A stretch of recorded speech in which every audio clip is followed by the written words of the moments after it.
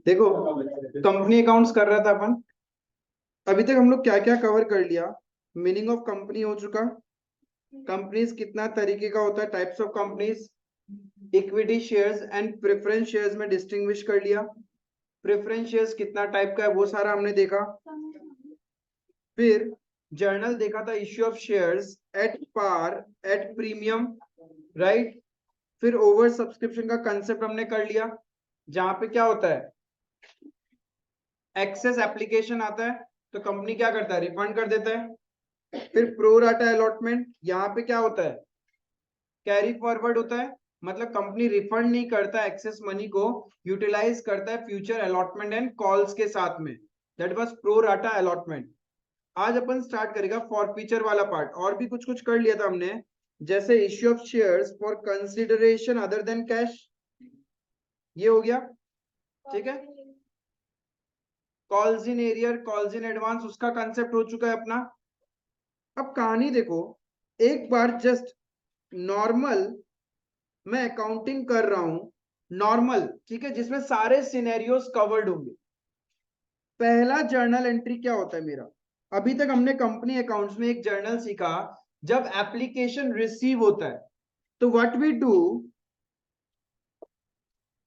Bank account debit to share application account, right. कैसे value निकालते हैं, number of applicants multiply by application money, right. यही पहला entry होता है, चाहे कैसा भी कैटेगरी ऑफ क्वेश्चन हो। हाँ, हो क्या सकता है इसकी जगह कभी कभी एप्लीकेशन एंड अलॉटमेंट साथ में हो सकता है, क्लियर है।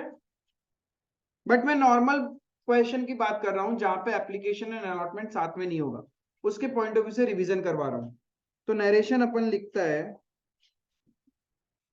लिखो तुम लोग भी साथ साथ में। रिवीजन का मतलब होता है लिखने का साथ में मेरे, तब रिवीजन होगा। जितना ज्यादा राइट डाउन करोगे उतना ज्यादा दिमाग ड्रिल डाउन होगा। Being application money received. फिर अपन ने सेकंड जर्नल एंट्री देखा, एप्लीकेशन का ट्रांसफर एंट्री, एप्लीकेशन का ट्रांसफर एंट्री, जिसमें जितने से हमने एप्लीकेशन को क्रेडिट किया था वापस डेबिट करते हैं। शेयर एप्लीकेशन कौन सा नेचर का अकाउंट है, पर्सनल नेचर, पर्सनल नेचर, ठीक है। तो जितने से क्रेडिट किया था उतने से डेबिट करेंगे। अब इसमें मैक्स टू मैक्स क्या सिनेरियो हो सकता है देखना, कि जितनों को हमने शेयर्स दे दिया उनका पैसा चला जाएगा शेयर कैपिटल में, यानी number of share issued allotted लिख दो। इशूड अलॉटेड बात तो एक ही है, नहीं तो अलॉटेड वर्ड यूज कर लो। Number of share allotted multiply by, multiply किससे करोगे, face value of application money. ध्यान रखना, क्योंकि कभी कभी एप्लीकेशन के साथ प्रीमियम भी होता है। कैपिटल में तो हमेशा क्या जाएगा, face value, right. Any premium था तो वो कहां जाएगा, सिक्योरिटीज प्रीमियम। क्रैक्स मतलब मैक्स एप्लीकेशन का ट्रांसफर एंट्री में सारा सिनेरियो कवर कर रहा हूं मैं। पार में होगा तो प्रीमियम आएगा नहीं, प्रीमियम में होगा तो प्रीमियम आएगा ना। Number of shares allotted into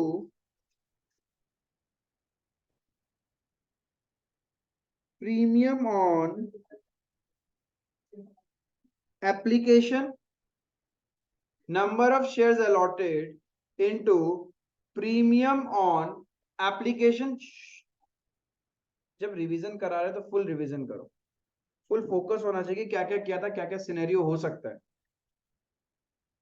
ऐसा भी हो सकता है कि ओवर सब्सक्रिप्शन का केस हो और कुछ शेयर होल्डर को हमने रिजेक्ट कर दिया,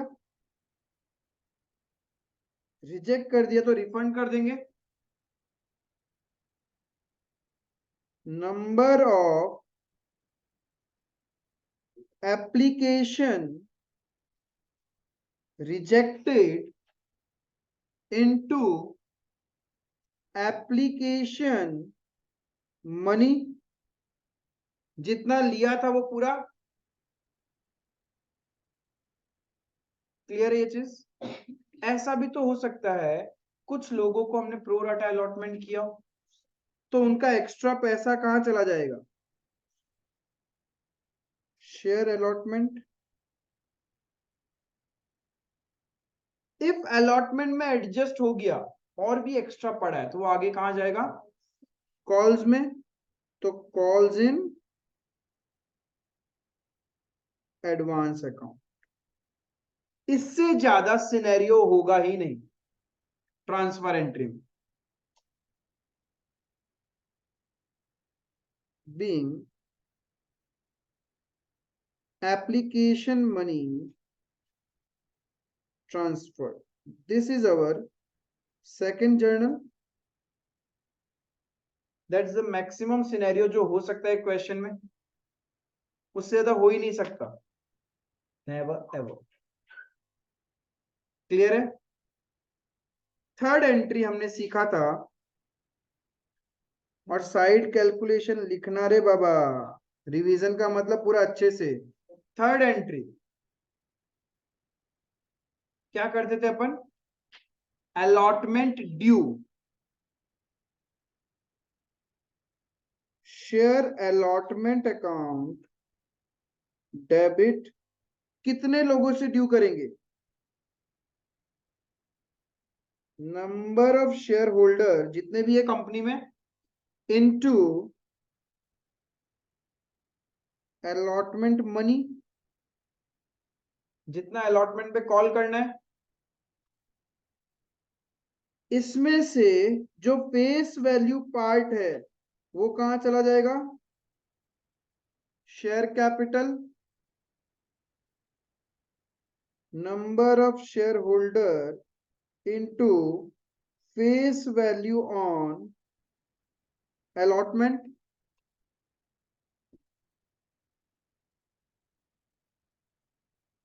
और जो प्रीमियम पार्ट है वो कहां चला जाएगा, securities premium account, number of share holder into premium on allotment.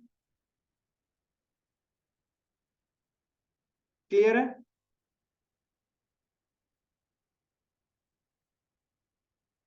being allotment money due,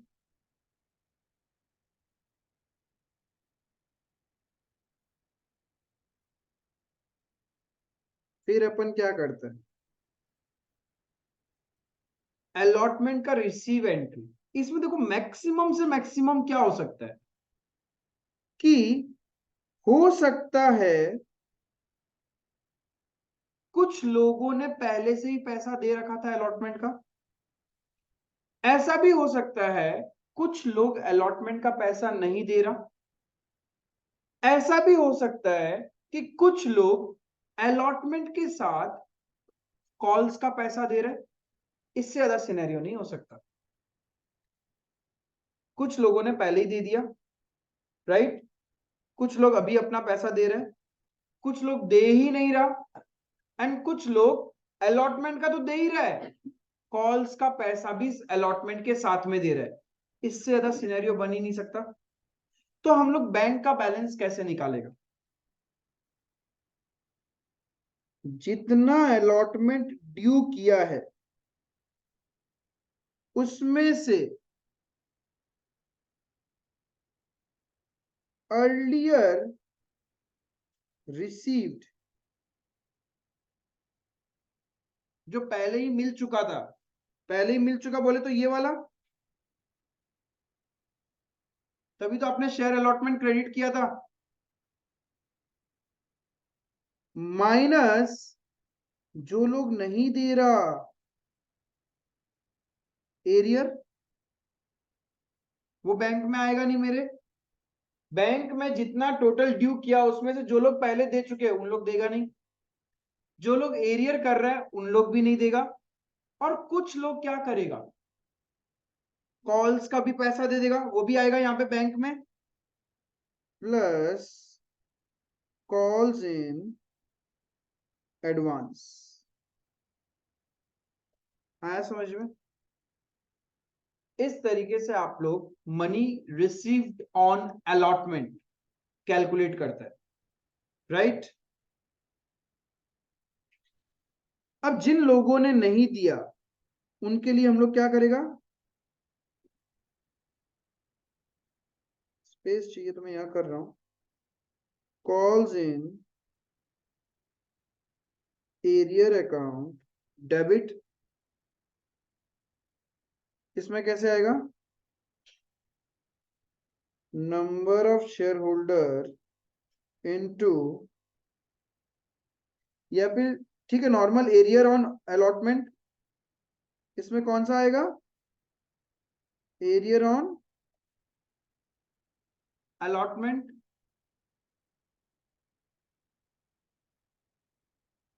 और जो लोग पैसा दे रहे हैं अभी अलॉटमेंट का, तो उनके लिए उनका अकाउंट बंद कर देंगे हम, टू शेयर अलॉटमेंट अकाउंट। इसमें कैसे वैल्यू निकालोगे आप लोग, amount due minus already credited in application transfer entry, क्योंकि उन लोगों को तो पहले से ही क्रेडिट कर रखा है, मिल चुका है वो पैसा। क्लियर है? और क्या हो सकता है, जिन लोगों ने अभी एडवांस दिया है वो तो आएगा liability to calls in advance account. इससे ज्यादा अलॉटमेंट में, अलॉटमेंट का रिसीव एंट्री में सिनेरियो बन ही नहीं सकता। क्लियर है ये चीज? बीइंग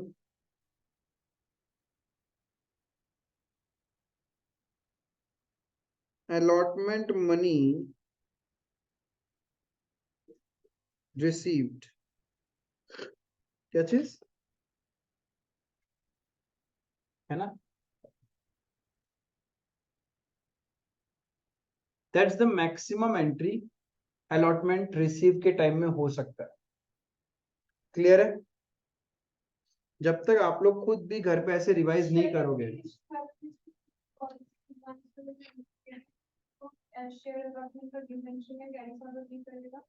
नहीं वो तो वहीं से तो ऑलरेडी कॉल्स इन एडवांस में ही है, एक बार डाल दिया तो डाल दिया, अब सिर्फ उसको जब एडजस्ट करेगा तब डेबिट करेंगे। नंबर 5 क्या एंट्री सीखा था हमने, कॉल ड्यू करने का एंट्री। तो जब कॉल ड्यू करते हैं तो क्या होगा, शेयर कॉल अकाउंट डेबिट, अब ये फर्स्ट है सेकंड है फाइनल है कुछ भी है, but share call account debit to share capital. Share call में वैल्यू कैसे निकालते हैं, number of share holder into call money.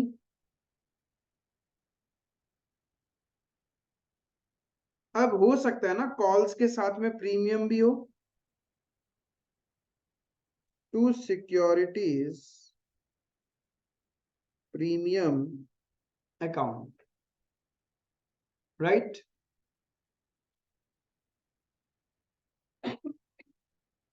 Being call money due number of shareholder into face value on calls number of shareholder into premium on calls.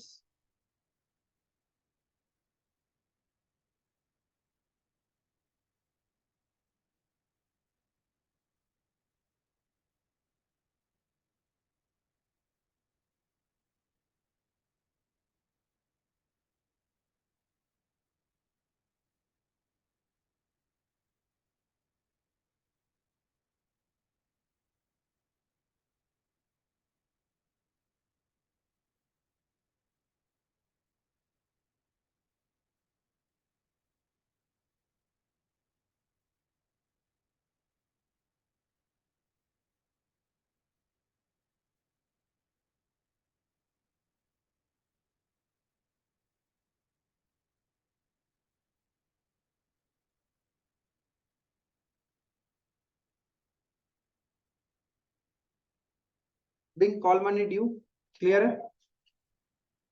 अब क्या होगा, call receive का entry करेगा अपन, तो बताओ कॉल रिसीव का entry क्या होगा।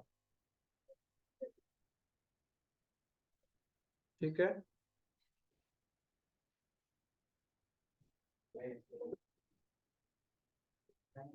क्या होगा,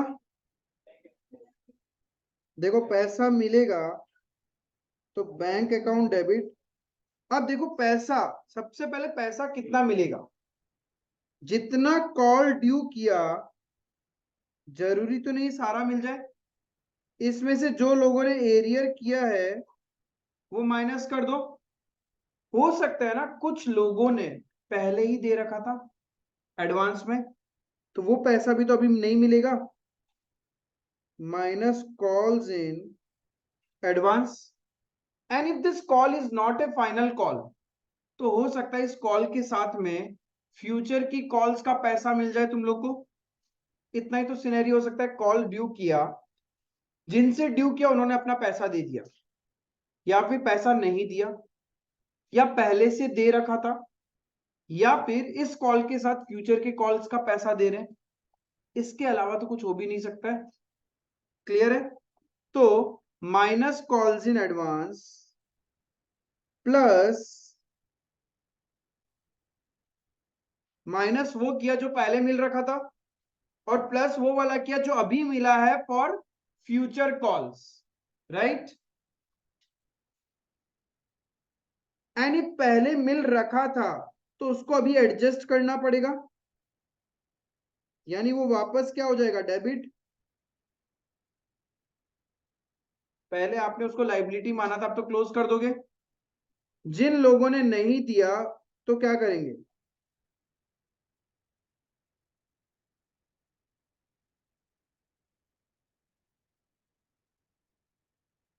जितने से डेबिट किया था शेयर कॉल को, उतने से आप लोग क्या करोगे, क्रेडिट कर दोगे। ठीक है, जितने से कॉल ड्यू किया उतने से क्रेडिट हो जाएगा। एंड इफ कुछ लोगों ने एडवांस दिया है तो कॉल्स इन एडवांस क्रेडिट होगा।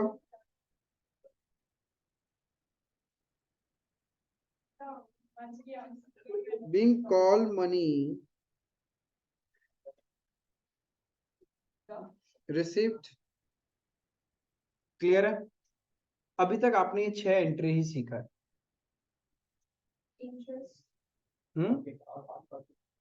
वो तो सब एक्स्ट्रा में था, और क्या क्या सीखा आपने।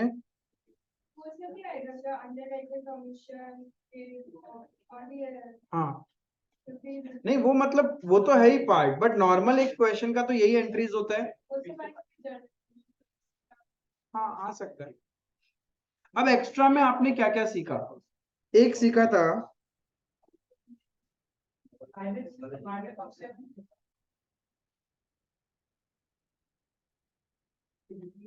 ऐसे ही दिया हुआ, कभी जिंदगी में आज तक नहीं पूछा, सिखाता ही नहीं अच्छे से। Interest on calls in arrear, ये एंट्री सीखा था हमने। Interest on calls in arrear, business के लिए interest on calls in arrear is an income, ठीक है। तो जब मिलेगा तो एंट्री क्या होगा?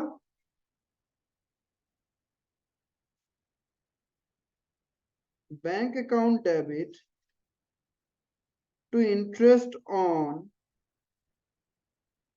कॉल्स इन एरियर अकाउंट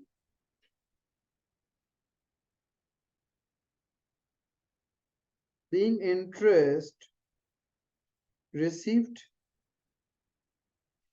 अब ये इंटरेस्ट वैल्यू आप कैसे कैलकुलेट करते हो?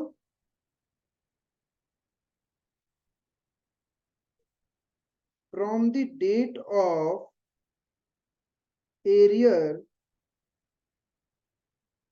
टिल डेट ऑफ पेमेंट, इतना ड्यूरेशन का हम लोग इंटरेस्ट कैलकुलेट करता है। And as per table F of the companies act, maximum interest on calls in arrear क्या होगा? 10% पर एनम। क्लियर है? सो के पढ़ो, क्या है इसमें इंटरेस्टिंग थोड़ी ना है। पता नहीं कब पढ़ा दिया इतना कुछ।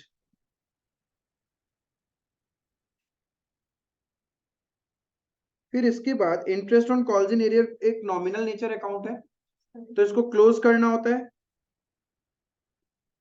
Interest on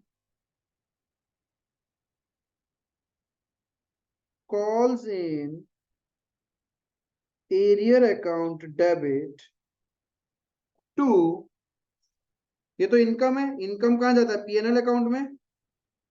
statement of PNL account. क्यों? Interest on calls in arrear में कौन सा premium premium? Interest is interest, direct receive कर भी सकता है। पहले तो ड्यू होता ही है, share holder to interest on calls in area, फिर bank to share holder. But share holder तो कैंसिल हो जाएगा। नेट एंट्री तो यही होता है तुम्हारा। तो बीइंग अमाउंट ट्रांसफर्ड, एक ये एंट्री सीखा था हमने interest on calls in arrear का।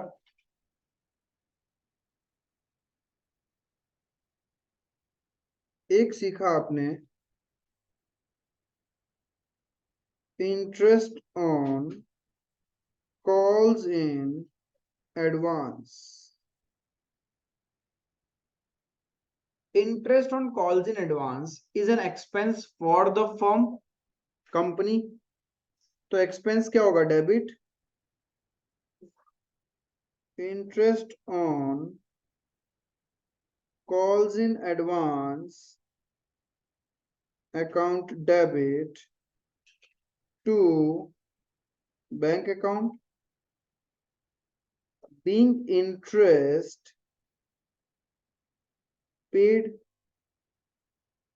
Interest on calls in arrear यदि कंपनी के लिए एक्सपेंस है तो बताओ maximum rate of interest on calls in advance क्या हो सकता है?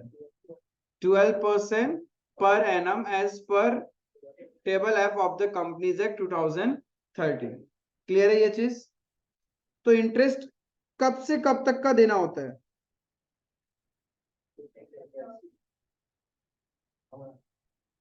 From the date of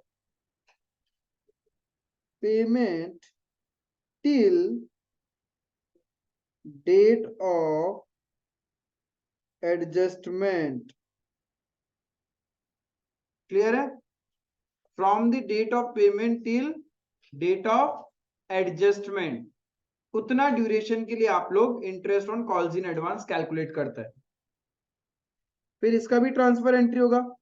since interest on calls in advance is a nominal nature expense है, एक्सपेंसेस कहां चले जाएंगे? पीएनएल में। किसी में ये सब में आता ही नहीं है। जब तुम अंडर राइटिंग कमीशन या फिर प्रोमोटर्स एक्सपेंसेस को राइट ऑफ करते हो तब। हाँ, statement of PNL account debit to interest on calls in advance account being amount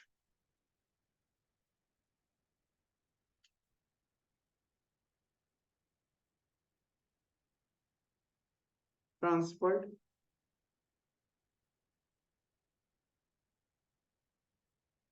clear है? मेजरली अपने ने ये एंट्री सीखा था, वो जो प्रिलिमिनरी एक्सपेंसेस वगैरह होता है वो सबको बस नॉर्मल एक्सपेंस का एंट्री और राइट ऑफ करना होता है।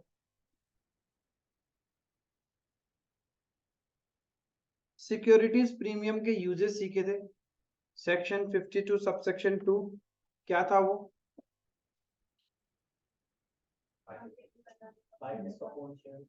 For buyback of its own shares, paying premium for the redemption of preferred shares. yes, share issue expenses, incorporation expenses, उसको for issue of fully paid bonus shares, Providing premium on redemption of preference shares or debentures और हाँ वो तो हो गया पहला वाला, फटाक से जो तुम बोला है।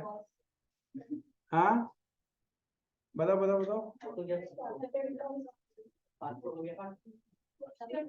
पहला हो गया प्रिलिमिनरी एक्सपेंसेस, दूसरा सेकंड ही वही था क्या? ना हो ही नहीं सकता है। ये सबसे पहले आप कंपनी फॉर्म करते हैं तब खर्चा होता है, तो writing of preliminary expense.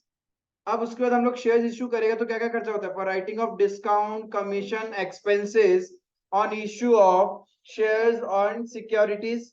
Shares issue कर दिया, अब कंपनी अच्छा खासा परफॉर्म कर रहा है तो हम लोग क्या करते हैं? बोनस देता है for issue of fully paid bonus shares. Then अब समय आ गया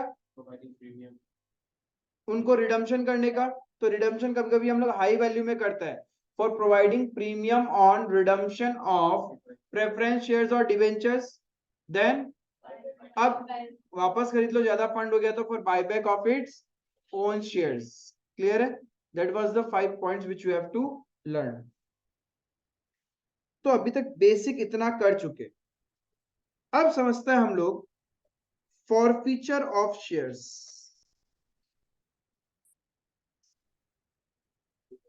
आज अच्छे से फॉरफीचर ऑफ शेयर्स का अकाउंटिंग समझ लेगा, सो दैट नेक्स्ट सेशन में हम लोग प्रैक्टिकल क्वेश्चन इसके ऊपर कर सकते। एक बात बताओ, फॉरफीचर का मतलब क्या होता है? यस, फॉरफीचर का मतलब होता है कैंसलेशन। आप कैंसल कर रहा है शेयर्स को, मतलब शेयर होल्डर्स का नाम अपने रजिस्टर से स्ट्राइक ऑफ कर रहे हो, उसी को बोलते हैं हम लोग कैंसलेशन ऑफ शेयर्स। अब हमें किसी भी शेयर होल्डर का नाम हमारे रजिस्टर में हम कब कैंसिल करते हैं? जब वो अपना पैसा नहीं चुका पाएगा, राइट? मैं किसी स्टूडेंट को क्यों निकाल दूंगा? टाइम पे यदि वो फीस नहीं देगा तो उसको निकाल दूंगा, बट एजुकेशन लाइन में तो ये भी बोल सकता हूँ इनडिसिप्लिन है, ठीक है, मैनर्स अच्छे नहीं है, उस कंडीशन में भी निकाल सकते हैं। बट शेयर्स के केस में मैनर्स वैनर्स थोड़ी देखते हैं, कंपनी तो सिर्फ पैसा देखती है।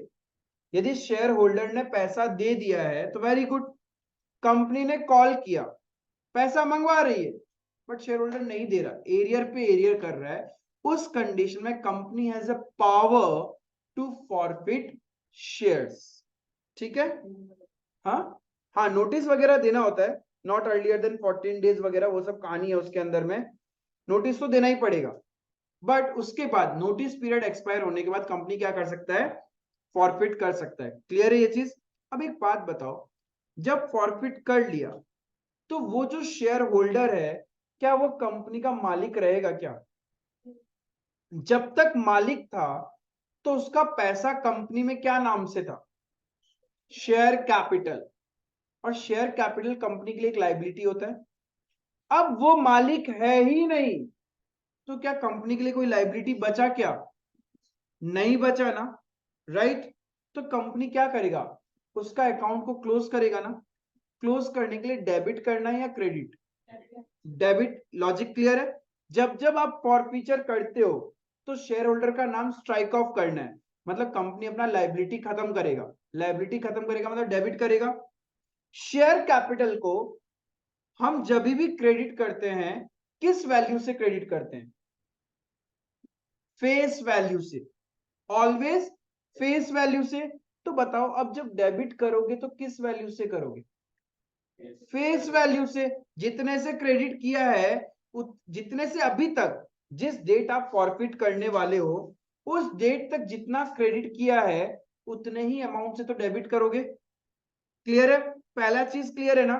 तो जब भी अपन फॉरफिचर का एंट्री करता है सबसे पहले क्या करता है, उसका नाम हटाता है। नाम हटाने का मतलब, और मैं ये सिनेरियो बात कर रहा हूं, forfeiture of shares issued at par का मतलब 10 रुपए का शेयर 10 रुपए में आपने इशू किया था। क्लियर है? Share capital account debit. अब ये कितने से, किस वैल्यू से कैसे निकालेंगे?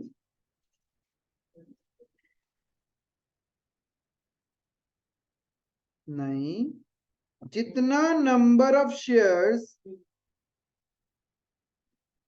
फॉरफिटेड इनटू जितना पैसा कंपनी ने आज तक उससे मंगवाया है। बिकॉज हम जब ड्यू करते हैं तभी तो कैपिटल को क्रेडिट कर देते हैं। एंड जरूरी थोड़ी है पूरा कंप्लीट फेस वैल्यू कंपनी ने मंगवाया होगा। हो सकता है अलॉटमेंट तक मंगवाया, फिर फर्स्ट कॉल मंगवाया, पैसा नहीं दे रहे, कंपनी बोलता जा आज से तू मेरा शेयर होल्डर है ही नहीं। तो हम लोग इमीडिएटली फर्स्ट कॉल के बाद ही उसको क्या करेगा, नाम कैंसिल करना पड़ेगा। तो फर्स्ट कॉल तक ही तो आपने उसको क्रेडिट किया होगा, राइट? तो number of shares forfeited into called up part of face value, called up part of face value. आया समझ में? 60% घुसा, विथ फिगर्स लूंगा तो समझ में आ ही जाएगा। बट लॉजिक समझ में आया क्यों शेयर कैपिटल को डेबिट कर रहे हैं एंड क्यों इसी वैल्यू से कर रहे हैं? बिकॉज अभी तक आपने उसको उसी से ही क्रेडिट किया था, तो जितने से क्रेडिट किया होगा उतने से ही तो डेबिट होगा, राइट? अब आपने इस शेयर होल्डर को तो उड़ा दिया, उसका अकाउंट बंद कर दिया, लेकिन जब जब ये बंदा एरियर कर रहा था तो आपने एक उम्मीद का अकाउंट ओपन किया था, जिसको हम लोग क्या बोलते हैं, वो आपके लिए एसेट था। क्या अब वो उम्मीद पूरी होगी क्या? जब वो शेयर होल्डर ही नहीं है तो उम्मीद भी खत्म। तो यानी जो अकाउंट आपने ओपन किया था उसको क्लोज करना पड़ेगा। दैट मीन्स हम लोग को उससे related calls in arrear account को भी बंद करना पड़ेगा। अब तो वो पैसा आने वाला नहीं है ना, तो यानी एसेट को क्लोज करोगे। क्लोज करेंगे तो डेबिट करना है या क्रेडिट? क्रेडिट। अभी हमने कॉल्स इन एरियर डेबिट करना सीखा था, तो कॉल्स इन एरियर क्लोज होता है तो क्या होगा, क्रेडिट। क्लियर है? तो to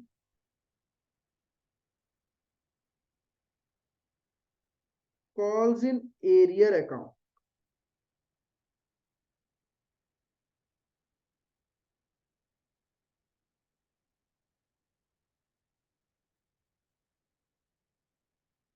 amount of arrear done, आज तक जितना एरियर किया है उतना बंद कर देगा।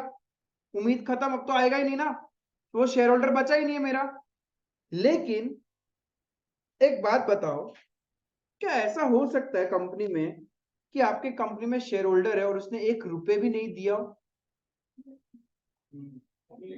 एप्लीकेशन तो दिया ही होगा, क्योंकि बिना एप्लीकेशन तो किसी को शेयर्स मिलता ही नहीं है ना। तो कम से कम एप्लीकेशन तो दिया होगा ना। हो सकता है अलॉटमेंट दिया हो, आगे का पैसा नहीं दिया, बट कम से कम कुछ तो दिया है उसने। क्या जिस दिन आप उसको स्ट्राइक ऑफ करोगे, कंपनी से नाम डिलीट करोगे उसका, उसने जो पैसा दे रखा है आपको, क्या वो रिटर्न कर दोगे उसको? नहीं करेगा ना। अब वो तो कंपनी के पॉकेट में ही है। अब सोचो, शेयर्स भी हटा दिया, लाइबिलिटी भी हटा दिया, पैसा तो कंपनी के पास ही पड़ा है। क्या ये कंपनी का फायदा है या नहीं है? फायदा है ना। ये रेवेन्यू प्रॉफिट है या कैपिटल प्रॉफिट? रेवेन्यू प्रॉफिट होता तो मैं इसको पीएनएल में डाल देता, but this is not my revenue profit, this is capital profit. जब शेयर्स प्रीमियम में इश्यू करता है, वो भी एक कैपिटल प्रॉफिट होता है। तो आपने एक नया अकाउंट सीखा, क्या था? Securities premium. Securities premium. अब यहां पे भी कैपिटल प्रॉफिट हो रहा है ना। ये कैपिटल प्रॉफिट कैसा हो रहा है पता है? फॉरफीचर के टाइम प्रॉफिट हो रहा है। तो इसलिए हमारा अकाउंट का नाम क्या होगा, शेयर फॉरफीचर अकाउंट। क्लियर है? तो प्रॉफिट कहां जाएगा,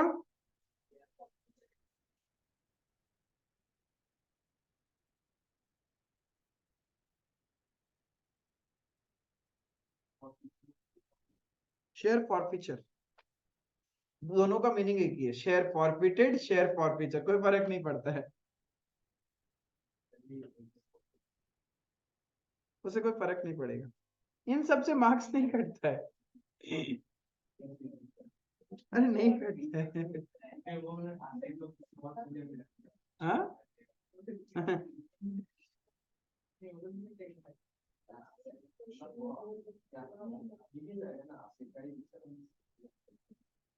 amount received till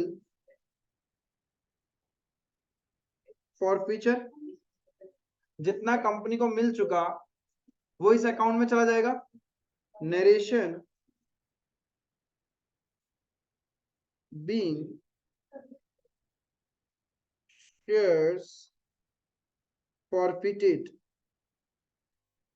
being shares forfeited।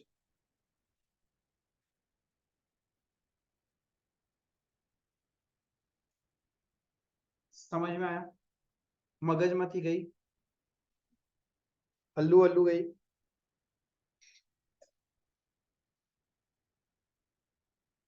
Example, ठीक है। Ram a shareholder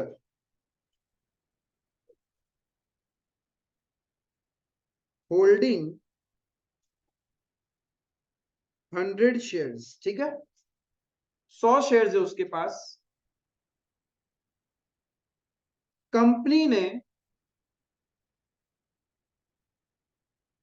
case one, her case में आप जर्नल करके बताओगे मेरे को।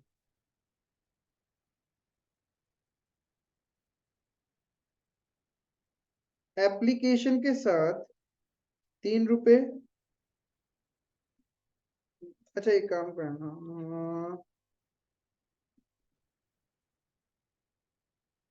एप्लीकेशन के साथ 3 रुपए, अलॉटमेंट के साथ 3, first call 2,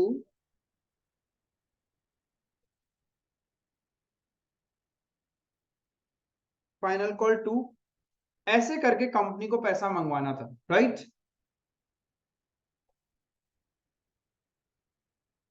case one, company ने एप्लीकेशन मंगवाया, उसने दे दिया। कंपनी ने अलॉटमेंट मंगवाया, उसने दे दिया। कंपनी ने फर्स्ट कॉल मंगवाया, उसने नहीं दिया।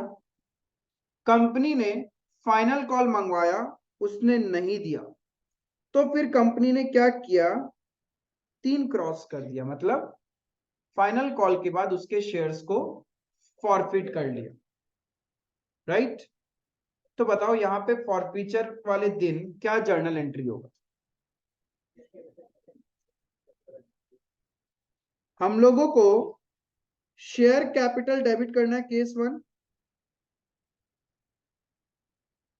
नाम हटाना ना उसका। कितने से डेबिट होगा, देखो देखो क्या लिखा था, नंबर ऑफ शेयर्स फॉरफिटेड 100 था, मल्टीप्लाई क्या, called up, face value of called up, कितना कॉल किया हमने उससे, सारा ही पैसा। कॉल्ड अप का मतलब सारा पैसे तो उससे कॉल कर लिया हमने। कॉल्ड अप का मतलब वो नहीं कॉल्स वाला, कंपनी ने उससे कितना रुपए मंगवाया है, सारा ही मंगवा लिया उससे। तो यानी पूरा का पूरा 10 रुपीज कॉल था, राइट, 1000। उम्मीद का अकाउंट कितना था, उसने कितना एरियर किया,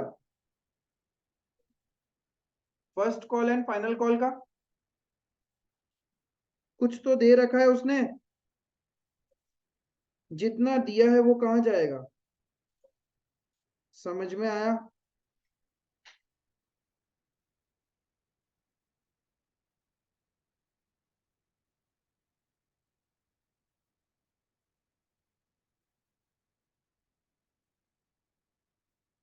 being shares forfeited for non-payment of first call and second call money. Yeah, being shares forfeited for non-payment of first call money of ₹2 and final call money of ₹2 per share. As per board resolution. नहीं चाहिए रे बाबा, नहीं चाहिए.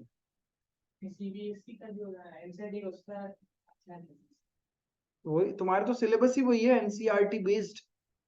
हाँ मतलब वो बोलने के लिए तो बोलना कि भाई ऑफिशियल तो वही है ना. नहीं होता है, ऐसा नहीं है, नहीं होता. में वो कम होता है, तो देना होता है, मतलब क्राइटेरिया नहीं होता, जब फिक्स गाइडलाइन नहीं है. सीबीएसई का फिक्स गाइडलाइन.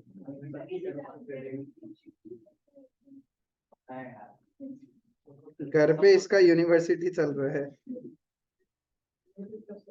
केस टू क्या किया इसने?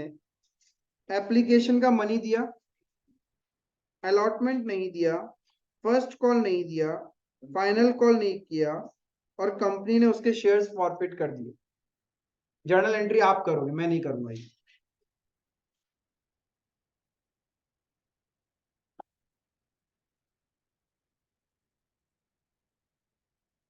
समझ में आ रहा है ना? बहुत इजी है शेयर्स.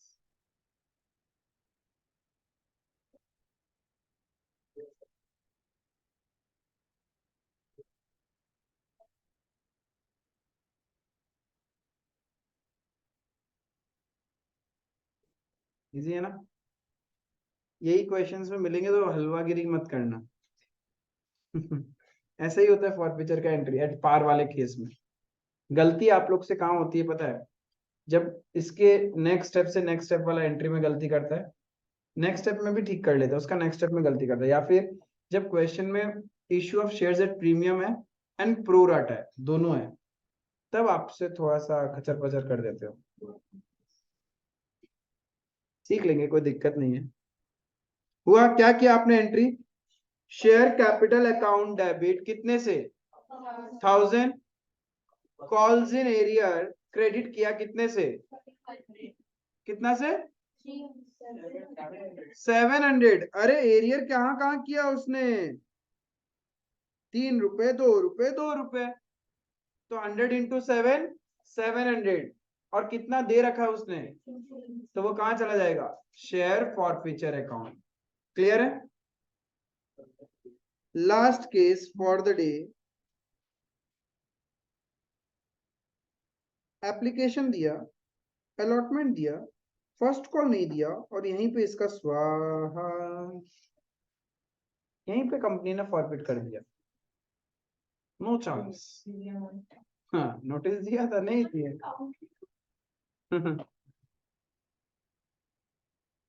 अब बताइए क्या एंट्री करोगे?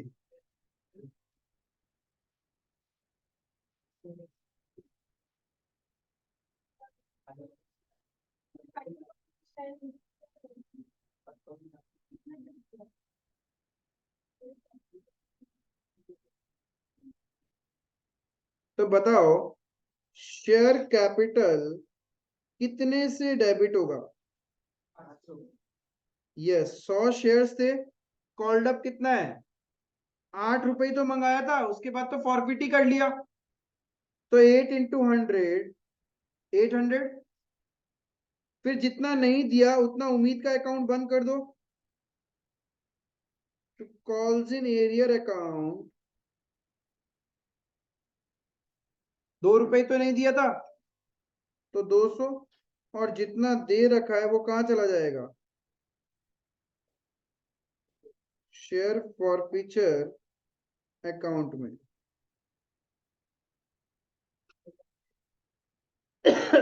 समझ में आया? कंसेप्ट क्लियर है? इजी था?